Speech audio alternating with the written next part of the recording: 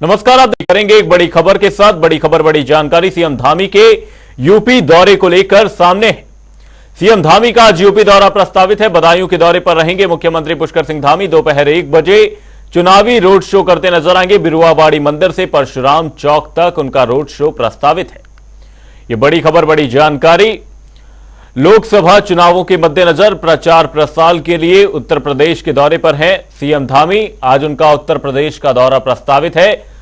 आपको बता दें, इसी बीच बदायूं के दौरे पर रहेंगे मुख्यमंत्री पुष्कर सिंह धामी। इस दौरान रोड शो करते नजर आएंगे। दोपहर 1 बजे उनका चुनावी रोड शो प्रस्तावित है।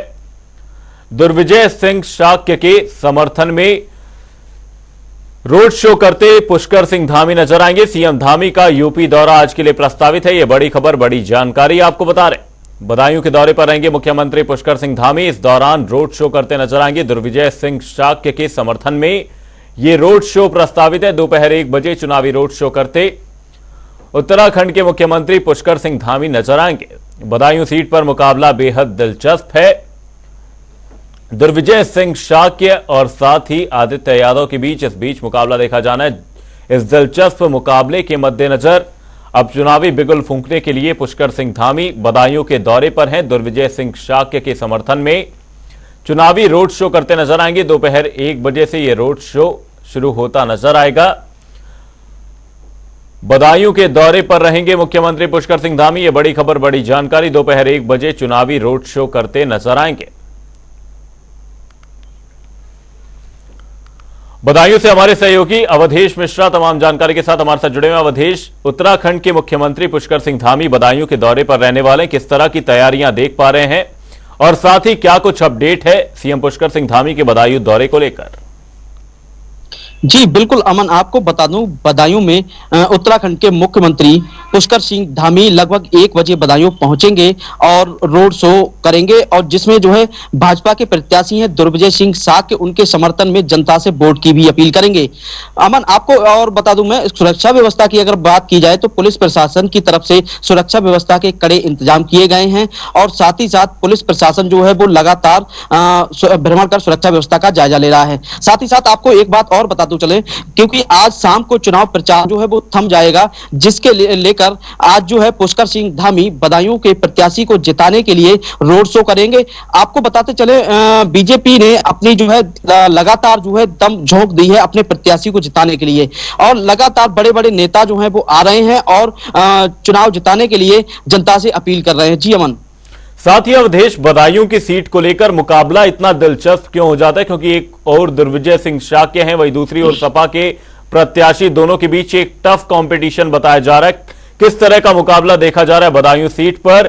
क्योंकि यहां पर जैसा कि देखा गया, बीजेपी के तमाम बड़े नेता बिगुल फूंकते हुए चुनावी नजर आए। देखिए अमन, आपको बता दूं, बदायूं लोकसभा सीट जो है वो सपा का गढ़ रही है।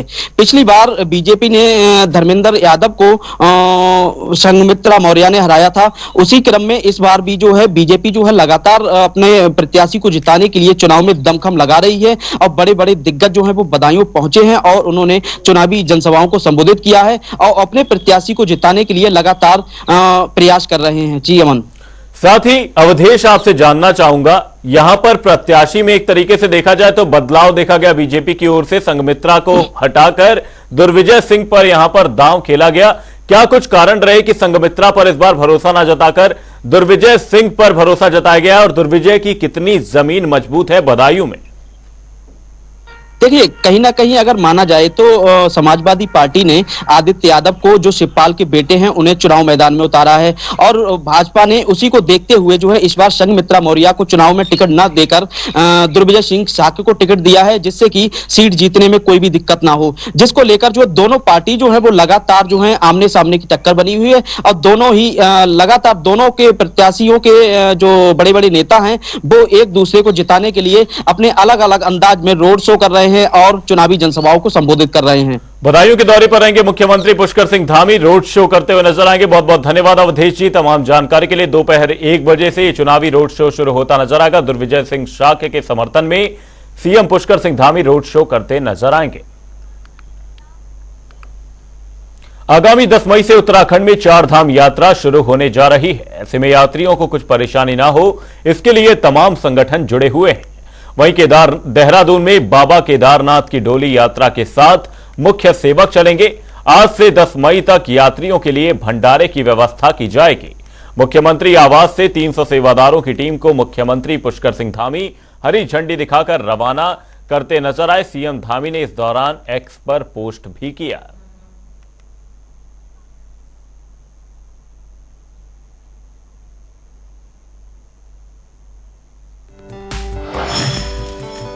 उत्तराखंड के मुख्यमंत्री पुष्कर सिंह धामी ने ट्वीट करते हुए लिखा, मुख्यमंत्री पुष्कर सिंह धामी ने उत्तराखंड सदन नई दिल्ली से बाबा केदारनाथ डोली यात्रा के साथ चलने वाले भंडारा कार्यक्रम के 300 सेवादारों की टीम को वर्चुअल माध्यम से हरी झंडी दिखाकर रवाना किया। दिल्ली से वर्चुअल माध्यम से अपने संबोधन में मुख्यमंत्री ने कहा कि ऊखीमठ से केदारनाथ धाम तक चलने वाली इस पवित्र यात्रा में अनेक भक्तगण शामिल होते हैं। उनके लिए आयोजित किया जा रहा यह भंडारा एक सराहनीय कदम है। समस्त सेवादारों को कार्यक्रम के सफल आयोजन हेतु शुभकामनाएं। पूरे उत्तराखंड जब केदारनाथ के कपाट खुलने जा रहे हैं, इसमें मुख्य सेवक करके एक विशाल भंडारे का आयोजन किया जा रहा है। विशाल भंडारे में अलग अलग सांस्कृतिक टीमों की प्रस्तुतियां हैं। उसके बाद हेलीकॉप्टर से पुष्पों की वर्षाओं का कार्यक्रम रखा गया है। एक इवेंट, बहुत बड़ा इवेंट बनाकर माननीय प्रदेश के जो मुख्य सेवक हैं उनके द्वारा कोशिश की जा रही है कि इस यात्रा को एक ऐतिहासिक यात्रा के रूप में इसको बनाया जाए। सेवादार केदारनाथ के लिए रवाना हो गए हैं। 10 मई से 4 धाम यात्रा का आगाज होगा। सीएम धामी ने इसी बीच सेवादारों को हरी झंडी दिखाई और साथ ही हेलीकॉप्टर से पुष्प वर्षा होती नजर आएगी। इसी खबर पर तमाम जानकारी के साथ हमारे सहयोगी नवीन शुक्ला हमारे साथ जुड़े हुए हैं। नवीन जी, आपसे जानना चाहेंगे, 10 मई से 4 धाम यात्रा का आगाज होता नजर आएगा। इसी बीच सेवादारों के जत्थे को रवाना किया गया। क्या कुछ तैयारियां देखी जा रही हैं 4 धाम यात्रा के मद्देनजर, बताएं। अमन, निश्चित तौर पर उत्तराखंड में 10 मई से जो 4 धाम यात्रा है उसकी तैयारियां शुरू हो गई हैं। इसके साथ ही आज मुख्यमंत्री पुष्कर सिंह धामी ने जो सेवादार हैं उनके दल को रवाना किया हरी झंडी दिखाकर, क्योंकि मुख्यमंत्री पुष्कर सिंह धामी अभी दिल्ली में है तो उन्होंने वर्चुअल माध्यम से मुख्यमंत्री आवास में जो सेवादार थे उन्हें हरी झंडी दिखाकर रवाना किया। इसके साथ ही सबसे बड़ी बात यह है कि जो उत्तराखंड में 4 धाम यात्रा को ऐतिहासिक बनाया जाए, इसको लेकर तमाम सारी तैयारियां की जा रही है शासन स्तर से, प्रशासन स्तर से। और साथ ही जब केदारनाथ धाम के कपाट खुलेंगे तो जो पुष्प वर्षा का जो कार्यक्रम रखा गया है उसे भी करने का काम किया जा रहा है। अब कुछ ही दिन शेष बचे हुए हैं जब केदारनाथ धाम के कपाट खुलेंगे, तो इससे इन सब तैयारियों को अंतिम रूप देने का काम किया जा रहा है। सेवा दलों के जो सेवक हैं उन्हें रवाना करने का काम किया गया है और साथ ही वहां पर जो भी व्यवस्थाएं हैं उसे पूरी तरीके से दुरुस्त किया जाए। जो श्रद्धालु आ रहे हैं, जो यात्री आ रहे हैं, उसे किसी भी प्रकार की दिक्कत ना हो, उसका भी विशेष रूप से ध्यान रखा जा रहा है। साथ ही सबसे बड़ी बात यह है कि अब तक जो 4 धाम यात्रा के जो तमाम सारे यात्री हैं, पंजीकरण की संख्या जो 17 लाख पहुंच चुकी है, तो कहीं ना कहीं भारी उत्साह श्रद्धालुओं में और तमाम जो लोग हैं उनमें देखने को मिल रहा है। तो देश से ही नहीं बल्कि विदेशों से भी श्रद्धालु पर्यटक उत्तराखंड की तरफ रुख करते हैं। और सबसे बड़ी बात यह है कि जो यात्रा है 4 धाम यात्रा या एक ऐतिहासिक यात्रा होती है, विदेशों से भी पर्यटक और श्रद्धालु उत्तराखंड पहुंचते हैं। तो इसको देखते हुए तमाम सारी तैयारियां की जा रही है। खुद मुख्यमंत्री पुष्कर सिंह धामी तमाम जो कार्य हो रहे हैं वहां पर के जो व्यवस्थाएं हैं उसकी लगातार मॉनिटरिंग करते हुए भी नजर आए हैं। और आज जो सेवादारों का जो दल है उसे भी मुख्यमंत्री पुष्कर सिंह धामी ने हरी झंडी दिखाकर वर्चुअल रूप से रवाना किया है। तो कहीं ना कहीं यात्रा एक ऐतिहासिक यात्रा होने वाली है। तमाम सारी तैयारियों को अंतिम रूप देने का काम किया जा रहा है। साथ ही बद्री केदार समिति की ओर से जो लोग आ रहे हैं उन्हें रहने ठहरने की क्या कुछ व्यवस्था है, इसे अंतिम रूप देने का काम किया जा रहा है। और सबसे बड़ी बात यह है कि गर्मियों का सीजन है, जल आपूर्ति और बाधित ना होने पाए, विद्युत आपूर्ति बाधित ना होने पाए, इसका विशेष रूप से ध्यान रखा जा रहा है। तमाम सारे जो आला अधिकारी हैं वह इस तमाम सारी व्यवस्थाओं को दुरुस्त करने का काम कर रहे हैं। और साथ ही कल मुख्यमंत्री पुष्कर सिंह धामी ने भी वर्चुअल माध्यम से तमाम सारी बैठकों में प्रतिभाग किया और उन्होंने साफ तौर पर ये निर्देश दिया है तमाम अधिकारियों को कि चारधाम यात्रा में भी किसी भी प्रकार की यात्रियों को दिक्कत ना आने पाए। साथ ही नवीन जी, जैसा कि हमने देखा कि रिकॉर्ड रजिस्ट्रेशन इस बार देखे गए 17 लाख लगभग रजिस्ट्रेशन की संख्या है। ऐसे में जो पर्यटन कारोबारी है उनमें थोड़ी सी हतोत्साहित उन्हें जरूर देखा गया, क्योंकि उन्होंने कहा कि जो रजिस्ट्रेशन है उसे रोका ना जाए। ऐसे में जो पर्यटन कारोबार है हम लोगों के लिए एक तरीके से ये नुकसान का सौदा होगा। तो ऐसे में पर्यटन कारोबारियों को देखते हुए क्या कुछ तैयारियां यहां पर प्रशासन की ओर से की गई हैं, क्योंकि पर्यटन कारोबारी जो है वो हतोत्साहित जरूर नजर आ रहे हैं। जी अमन, निश्चित तौर पर अगर देखा जाए तो कहीं ना कहीं उत्तराखंड में जब चारधाम यात्रा शुरू होती है, गर्मियों का सीजन शुरू होता है, तो जो यात्रा के लिए श्रद्धालु पहुंचते हैं और घूमने फिरने के लिए जो तमाम सारे पर्यटक हैं वो भी पहुंचने का जो सिलसिला होता है वह शुरू हो जाता है। क्योंकि जो उत्तराखंड है हिमाचल से लगा हुआ राज्य है, दिल्ली से लगा राज्य है, हरियाणा से लगा राज्य है, उत्तर प्रदेश से लगा हुआ राज्य है, तो तमाम सारे लोग जो है वो गर्मियों में उत्तराखंड की तरफ रुख करते हैं। और कहीं ना कहीं आप विशेषकर उत्तराखंड में चारधाम यात्रा चल रही है तो श्रद्धालुओं और पर्यटकों का जो आने का सिलसिला है लगातार जारी है। साथ ही जो वहां के स्थानीय कारोबारी हैं, क्योंकि पर्यटन एक ऐसा उत्तराखंड के जो रोजगार देने का एक बड़ा माध्यम माना जाता है पर्यटन को, तो कहीं ना कहीं पर्यटक जो वहां के स्थानीय लोग हैं जो वहां पे रोजगार कर रहे हैं उनमें उत्साह देखने को मिल रहा है। उनके चेहरे खिले हुए हैं और जितने ज्यादा पर्यटक आएंगे उनके रोजगार में उतनी ज्यादा वृद्धि होगी। हालांकि जरूर किया गया है पुलिस प्रशासन द्वारा जो संख्या है, चाहे ऊपर केदारनाथ जाने की संख्या हो या फिर पर्यटकों को पार्ट में डिवाइड करने की संख्या हो, इसे विशेष रूप से करने का काम किया गया है, क्योंकि भीड़ ना लगने पाए, श्रद्धालुओं को दिक्कत ना आने पाए। क्योंकि एक बड़ी समस्या जरूर आती है जब पर्यटकों का हुजूम उत्तराखंड पहुंचता है, श्रद्धालु पहुंचते हैं तो व्यवस्थाएं जरूर गड़बड़ होने लग जाती है। लेकिन इस बार जो यात्रा है उसे पूरी तरीके से सुचारू रूप से बिल्कुल नवीन जी, 10 मई से चारधाम यात्रा का आगाज होता नजर आएगा। देखना होगा कि किस तरह से इस यात्रा को, यात्रियों की सहूलियत को इस बीच ध्यान रखा जाता है। सीएम पुष्कर सिंह धामी की ओर से सेवादारों को रवाना भी किया गया। तैयारियों में राज्य सरकार जुट चुकी है। बहुत बहुत धन्यवाद नवीन जी तमाम जानकारी के लिए। यात्रियों के लिए भंडारे की व्यवस्था भी इसी बीच की गई है। उत्तराखंड के मुख्यमंत्री पुष्कर सिंह धामी ने प्रदेश में फॉरेस्ट फायर और चारधाम यात्रा सहित कई महत्वपूर्ण बिंदुओं को लेकर अधिकारियों के साथ बैठक की। वीडियो कॉन्फ्रेंसिंग के जरिए हुई इस बैठक में दिल्ली से मुख्यमंत्री पुष्कर सिंह धामी जुड़े। इस बैठक के लिए सचिवालय में मुख्य सचिव राधा रतूड़ी, प्रमुख वन संरक्षक धनंजय मोहन और सभी विभागों के वरिष्ठ अधिकारियों के साथ जिलों के डीएम भी जुड़े। बैठक में जंगलों की आग पर काबू पाने के लिए मुख्यमंत्री पुष्कर सिंह धामी ने अधिकारियों को कई दिशा निर्देश दिए। आपको बता दें कि वनाग्नि की घटना में अब तक प्रदेश में 3 लोगों की मौत हुई है। वनाग्नि को रोकने के लिए मुख्यमंत्री ने कहा कि जन सहभागिता जरूरी है। वहीं उन्होंने कहा कि चारधाम यात्रा को लेकर भी मॉनिटरिंग की जा रही है और सभी तैयारियां पूरी हो गई हैं। माननीय मुख्यमंत्री जी ने आज ये बैठक करी वर्चुअल मोड में और उन्होंने निर्देशित किया 3 महत्वपूर्ण चुनौतियां जो प्रदेश के समक्ष हैं, फॉरेस्ट फायर्स, पेयजल की किल्लत और चारधाम यात्रा की व्यवस्थाएं। और सभी जिले यहाँ पर उपस्थित हैं, जिलों के सभी अधिकारी और राज्य स्तरीय सभी अधिकारी भी उपस्थित हैं। तो जो भी निर्देश माननीय मुख्यमंत्री जी ने दिए हैं उनका हम लोग 100% अनुपालन करेंगे। 1 सप्ताह बाद फिर से हम लोग समीक्षा करेंगे कि आज जो निर्देश मिले हैं वो कहाँ तक उनकी कंप्लायंस हुई है।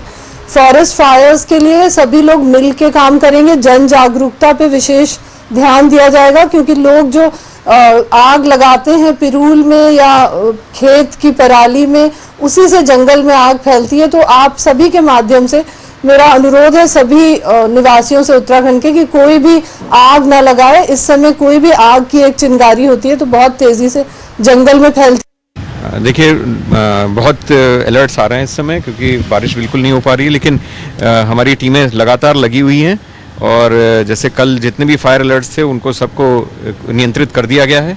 आज संयोग से केवल एक ही फायर अलर्ट था गंगोली हाट में और उसको भी नियंत्रित कर दिया गया है। तो इसलिए पूरी तरह से टीमें सजग हैं और पूरी तरह से कंट्रोल कर रही हैं।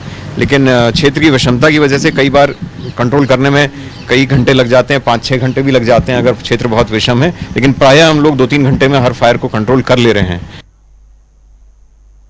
बुलेटिन में रुक करेंगे बड़ी खबर की ओर। बड़ी खबर, बड़ी जानकारी सामने। इस वक्त की बड़ी खबर आपको बता दें, प्रधानमंत्री मोदी के यूपी दौरे को लेकर बड़ी खबर, बड़ी जानकारी सामने। 6:40 पर प्रधानमंत्री अयोध्या पहुंचेंगे, लेकिन इसी बीच इटावा और सीतापुर में चुनावी रैली करते हुए नजर आएंगे। 6:40 पर प्रधानमंत्री अयोध्या पहुंचेंगे, भगवान रामलला के दर्शन पूजन करते नजर आएंगे। वहीं 2 किलोमीटर लंबा एक रोड शो भी प्रधानमंत्री का इस दौरान रहने वाला है।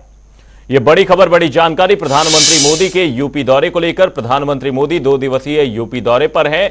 अब इसी बीच उनके दौरे का आज दूसरा दिन है। ऐसे में इटावा सीतापुर में चुनावी जनसभा करते प्रधानमंत्री मोदी नजर आएंगे। वहीं 6:40 पर अयोध्या पहुंचेंगे।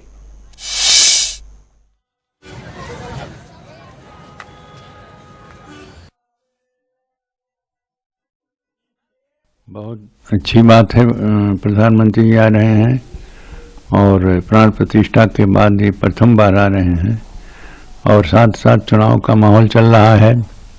ऐसी चुनाव में रोड शो भी करेंगे और रामलला का दर्शन करेंगे।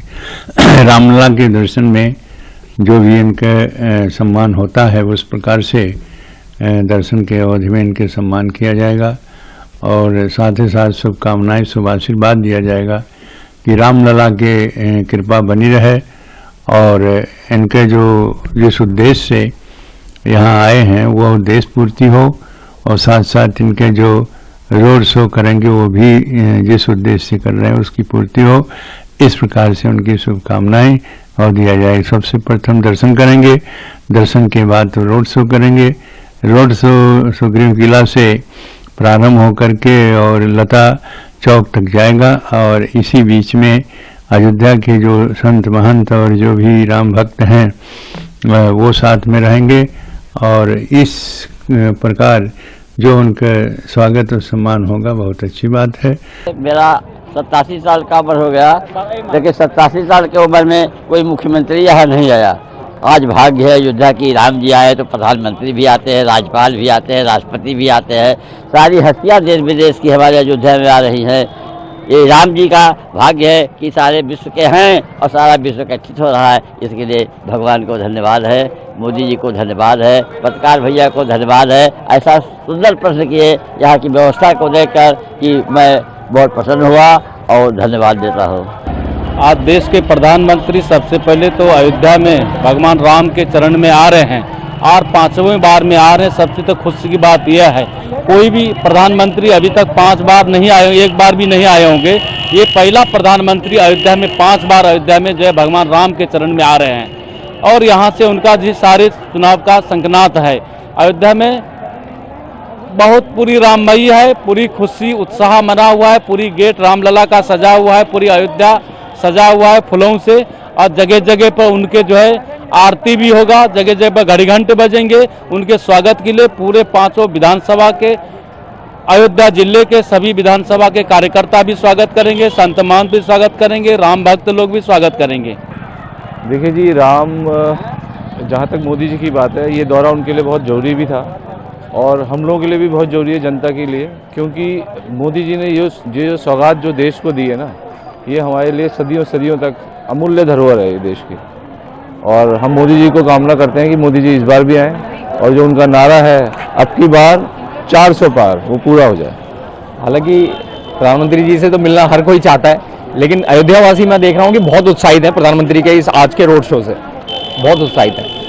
और ये तो अयोध्या नगरी है, यहाँ तो अद्भुत, हर चीज़ अद्भुत है। इतना अच्छा यहाँ पर अरेंजमेंट है, यहाँ पे हर चीज़ का अंदर से लेके बाहर तक जो व्यवस्था है ना यहाँ पर बहुत अच्छी है। बहुत ही हम लोगों का सौभाग्य है कि हमको आज प्रभु श्री राम के भी दर्शन हो गए और उनका रोड शो नज़दीक से माननीय प्रधानमंत्री जी को देखने का मौका मिल रहा है।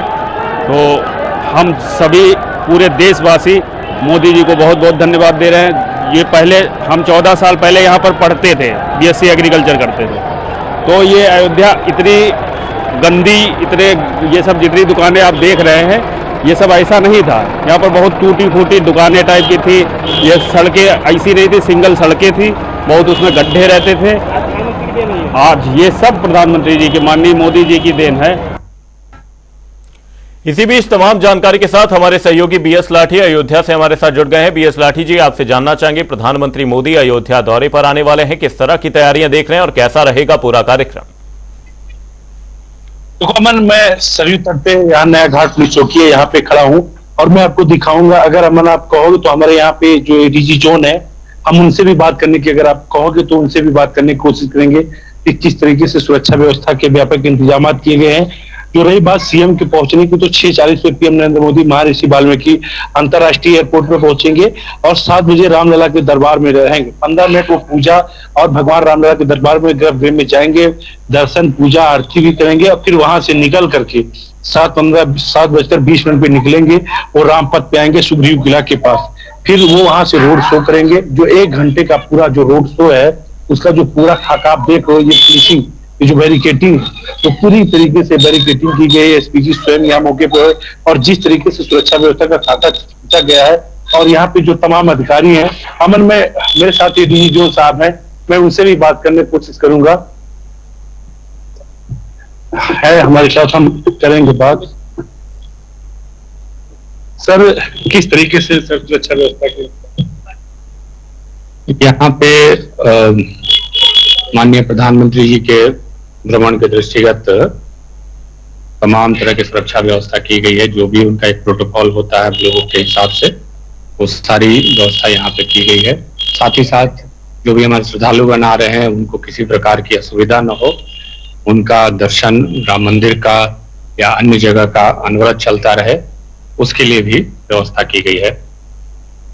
अगर बात की जाए ट्रैफिक प्लान को लेकर के, और ऐसे में जो श्रद्धालु आएंगे तो क्या दर्शन बंद होगा, क्योंकि अलग से व्यवस्था की नहीं, दर्शन वगैरह किसी को वो नहीं बंद किया जा रहा है, वो अनवरत चलता रहेगा। हम लोगों ने बस ये व्यवस्था की है कि श्रद्धालुगण भी आराम से दर्शन करते रहे और साथ ही साथ जो भ्रमण कार्यक्रम है महानुभाव का, वो भी अनवरत चलता रहे। कितने घंटे का, जो कितने किलोमीटर का रूट? अगर पूरी यात्रा देखी जाए तो लंबी है, लेकिन रोड शो जो एक सीमित हमारे कुछ किलोमीटर का है। तो ये थे डीजी जोन साहब लखनऊ, जो बता रहे थे कि जो पूरी यात्रा है और जो पूरी सुरक्षा व्यवस्था के किस तरीके से व्यापक इंतजाम किए गए प्रधानमंत्री को लेकर के, तो सुरक्षा व्यवस्था का फुल प्रूफ तैयार किया गया है। बस समय है, इंतजार किया गया है, तो आने वाले समय का प्रधानमंत्री नरेंद्र मोदी का। जी अमन, 2 किलोमीटर लंबा रोड शो करते नजर आएंगे। 6:40 पर प्रधानमंत्री अयोध्या पहुंचेंगे। बहुत बहुत धन्यवाद बीएस लाठी जी तमाम जानकारी के लिए। बुलेटिन में फिलहाल के लिए सिर्फ इतना ही, कहीं जाएगा नहीं। जनता डी पर खबरों का सिलसिला रहेगा जारी, तब तक के लिए नमस्कार।